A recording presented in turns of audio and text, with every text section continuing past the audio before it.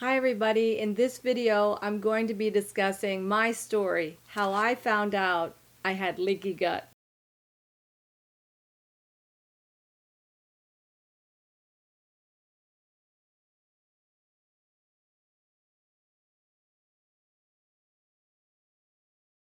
My story begins on May 5th, 2018, when I saw the doctor who diagnosed me with leaky gut.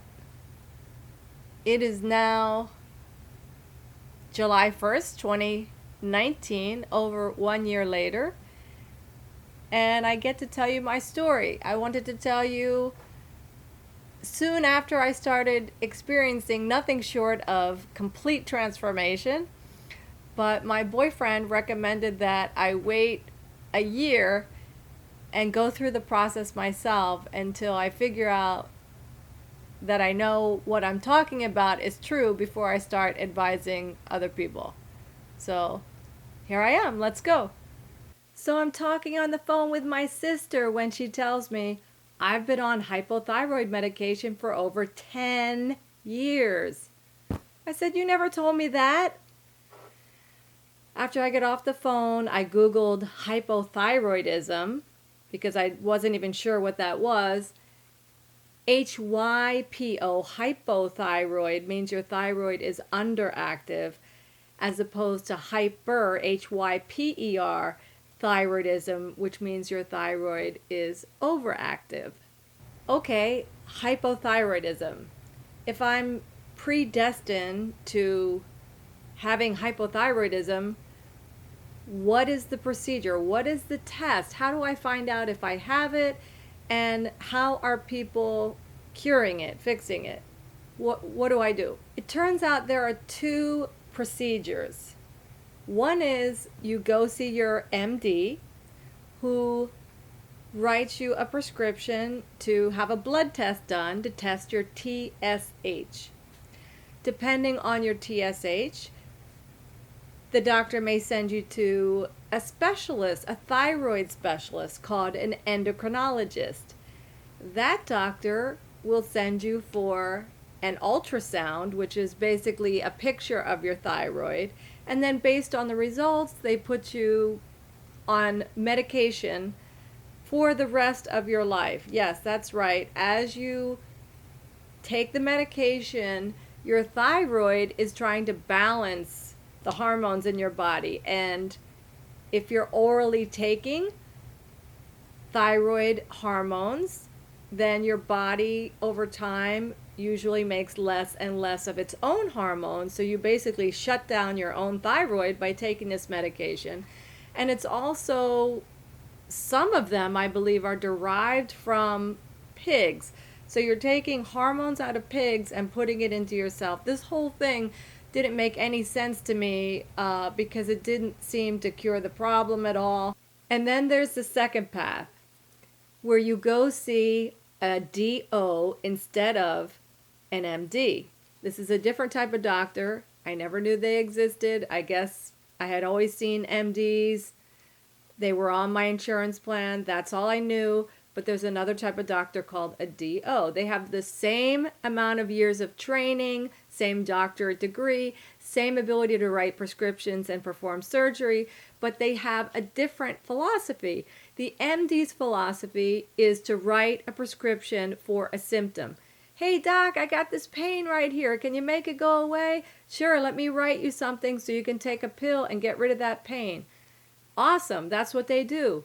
A DO studies the whole body, your lifestyle, to try to find out what is causing the pain to begin with and cure the root cause. It's a different approach to healing and medicine.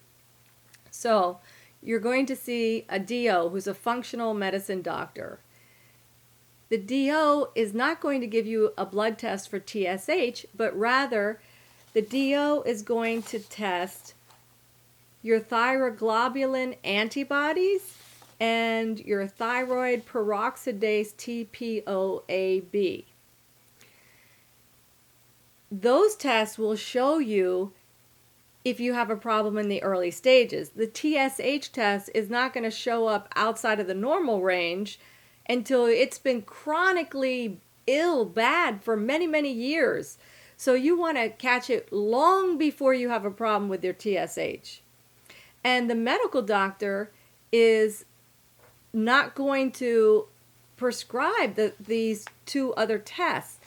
I went to my MD and she said, well, your TSH is in the normal range, so I don't see it necessary for you to have these other tests done. So that right there is a problem. The DO doctor is going to suggest you change your diet and heal yourself over a few months. And that's exactly what I did. I knew I was going to choose path 2 was the only route for me. So I went online and I ordered a blood test, a comprehensive thyroid blood panel, to have these proper blood tests done from a website called Life Extension. There's a facility close by my home where I could go order the blood test myself without a doctor, go there and have it done, get the results in about a week. While I was waiting for my blood test results to come back, I researched DOs in my area. I found a local doctor.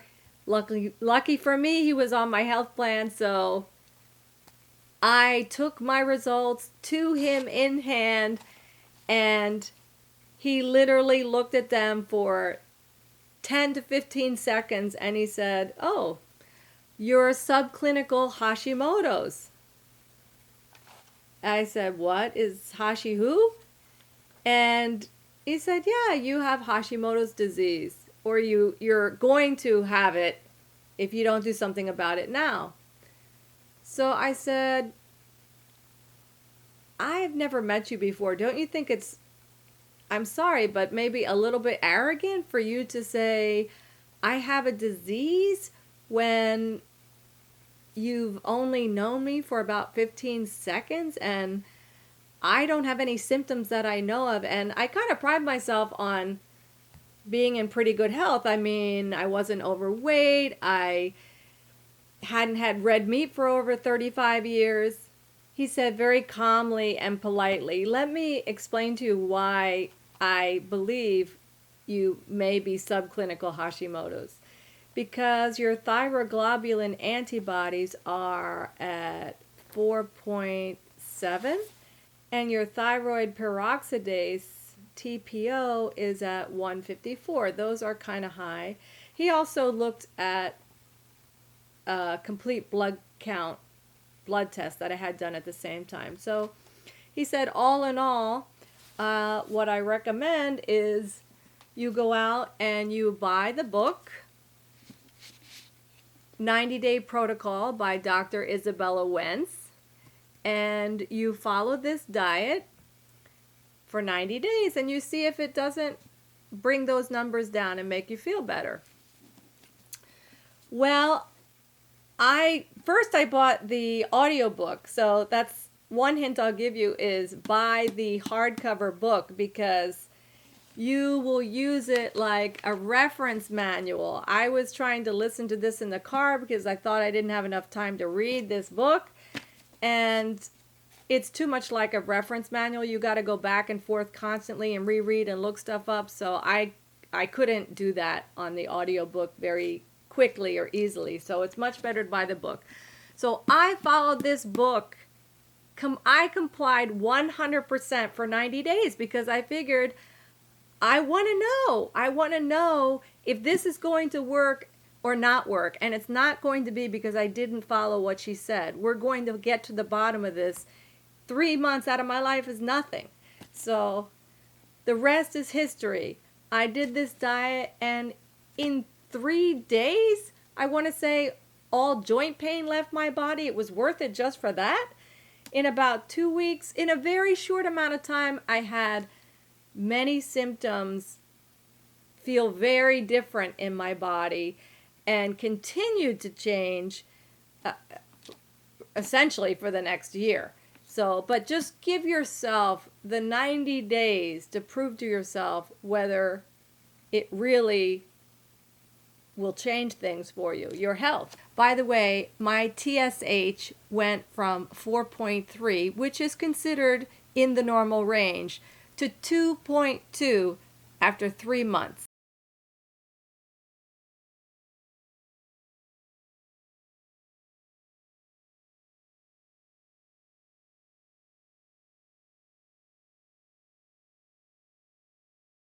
And my doctor said, you don't look very overweight. Do you work out a lot?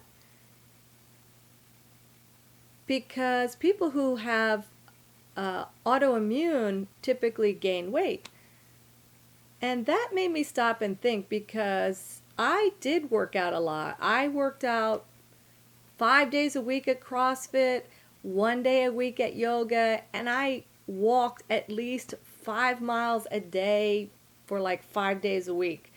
And yet I didn't have a real muscular body or skinny body to show for it. I kind of looked normal, I think.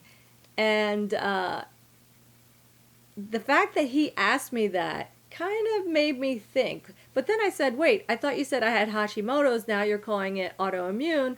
Which is it? So he said, actually, it's leaky gut. So then I had to ask, what is leaky gut? I mean, is that like I'm pooing in my pants? I mean, I didn't even know what that term meant either. So he said, basically, that means you have trouble digesting certain foods. Well, when he said that, that also made me think, because, I mean, there are times when I sometimes feel a little lactose intolerant. Maybe I have some bloating or gas, but it was, all in all, felt pretty normal. I mean, I figured everybody has gas sometimes. Well, none of that was normal at all in hindsight. And then I thought, you know what? My mom has had trouble digesting for many, many years. And her mother died of diverticulitis, which is essentially a problem in the digestion. So I walked out of my doctor's office, and he had said, give it a try. What do you have to lose? And I almost didn't do the diet. I almost thought, this is crazy. Like, I feel pretty darn healthy. I mean, I do have some higher numbers there. And then I said, you know what? It would be pretty stupid of me to pay, I think it was like $400 for the life extension test, and go research finding the right doctor, paying for his advice, and then not following it. That just wouldn't make any sense. And I owed it to myself. I respected myself to want to find out. I said, you know what? I need to remain open. He's absolutely right. What do I have to lose but a little bit of weight? I'm going to try this. 3 months out of my life is nothing. There are about 6 very important takeaways you can learn from my lesson. The first being research. Take an active interest in your own health. Health requires action. Care enough about yourself to invest a little bit of time finding out what is going to give you the best results, what's going to cure you, heal you, make you feel better. You're worth it. I see so many people give all their power away. They go see a doctor. Hey doc, what should I do with my body? Like, you're supposed to know your body better than anyone, way better than the doctor who sees you for a few minutes every year and sees patient after patient after patient. You're really like a number. Why would you give all your power away to someone else? You have the choice. You have the power. You are the one who can do something about your health. That's takeaway number 1. Have the confidence in yourself, and if not in yourself, in your body, in your body to want to be healthy, want to be balanced, and working on behalf of you in the background. I don't have to tell my heart to pump.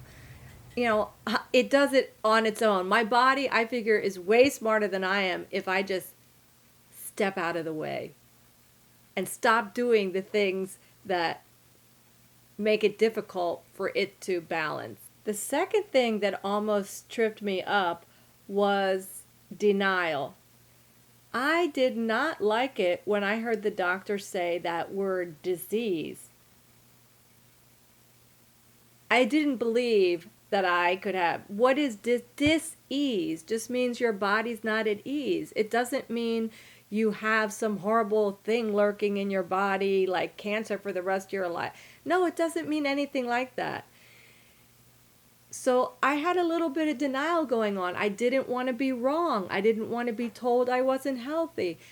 So take it from me, remain open, because you don't know what you don't know. The third takeaway we've already touched on, you want to see the right doctor. You want to get yourself to a DO instead of an MD. In addition to that, you want to see, I recommend, many doctors. Some people say, oh, I have one family doctor for 50 years, my whole life. And I think that's pretty scary. I wouldn't put all my eggs in one basket. I like to diversify my portfolio. If I have something going on with my health, I want a second and third opinion. I'm worth it. And I find that many doctors have, one doctor may see something that another doctor misses. I've been through the last year 8 different doctors, and I have come to find out the hard way that an MD has no training at all. They will be the first to tell you they know nothing about nutrition, no training. They know nothing about diet, supplements, healing, natural healing, how to cure things. That's not their training. So that was a whole evolution for me. So getting to the right doctor, number 3. The fourth takeaway we've already touched on, you want to make sure that you have the right test done. So you can have the TSH done if you want, but we already talked about you're going to get the thyroid peroxidase, TPO test done, and the thyroglobulin antibodies done. And I'll give you one more test.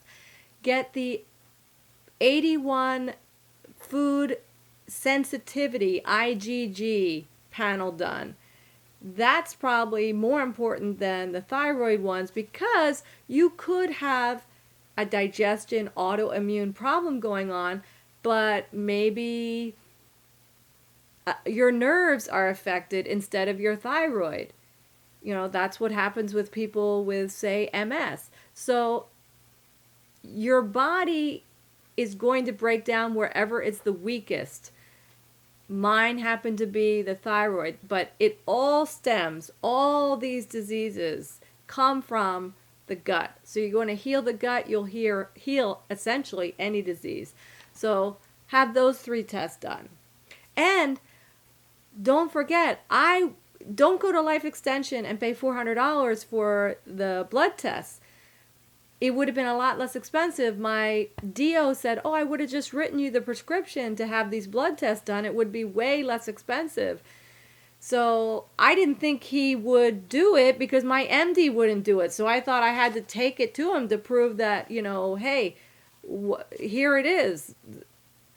Just go to the doctor directly, have him or her write the prescription, and have those 3 tests done.